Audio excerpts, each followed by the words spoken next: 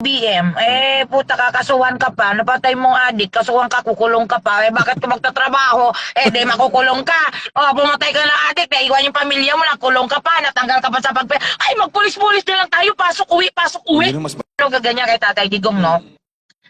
Ang laki kasi ng impact ng ginawa niya sa mga pulis talaga. As in, Hindi talaga ma-deny na hindi mo talaga pwedeng i-deny yun.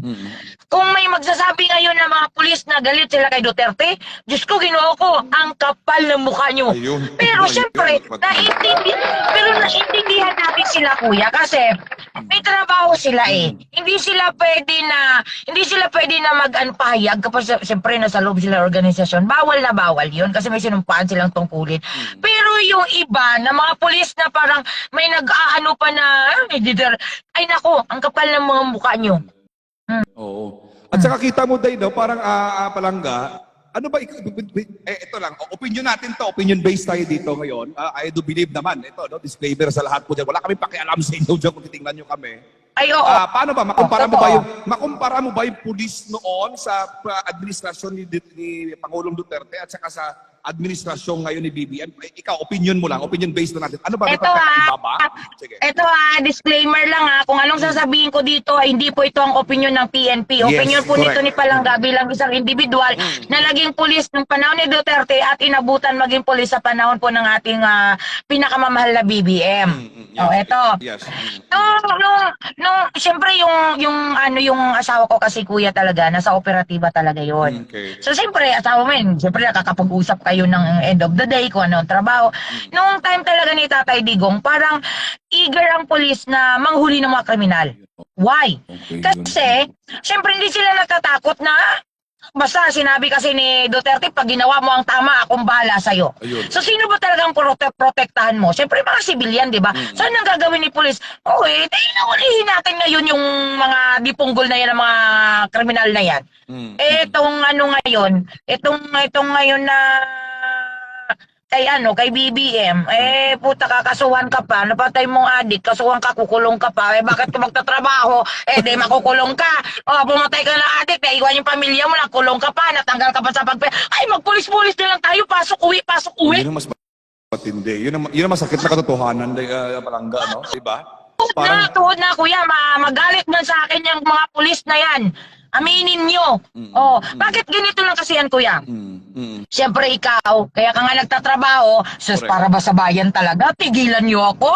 Kaya tayo nagpulis kasi stable job ang pagpupulis. Yes. At ang pangalawa na lang talaga yun dahil gustong-gusto. Ay, sas naman, wag ako.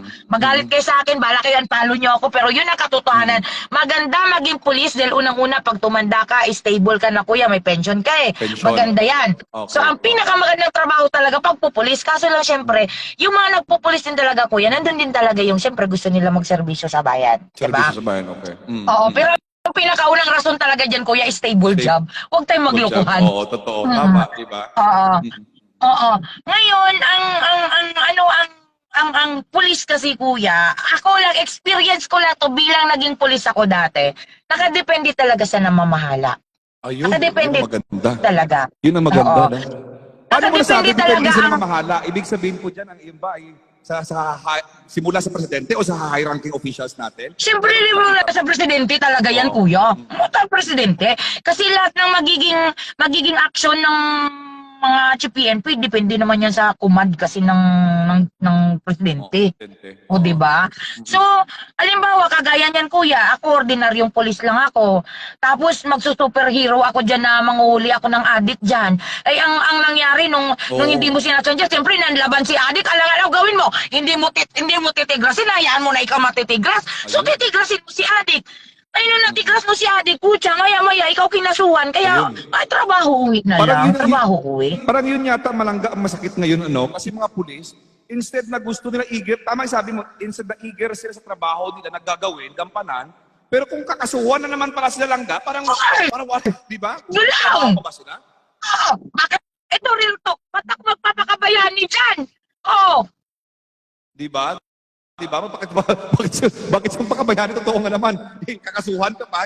Mas okay na siguro yung tama sabi mo. Papasok, uwi, pasok, uwi na. Ano? Okay, mawa, papasok ka kasi may trabaho ka ngayon, di pasok. O, pagkatapos, halimbawa, may adik dyan na nagsisiga ang mata na naghahamon ng kung ano dyan, eh, balak sa buhay mo. Pag napatay ka siya, ako makukulong, balak sa buhay mo dyan. Ayun ang masakit. O, Pero yung epekto nito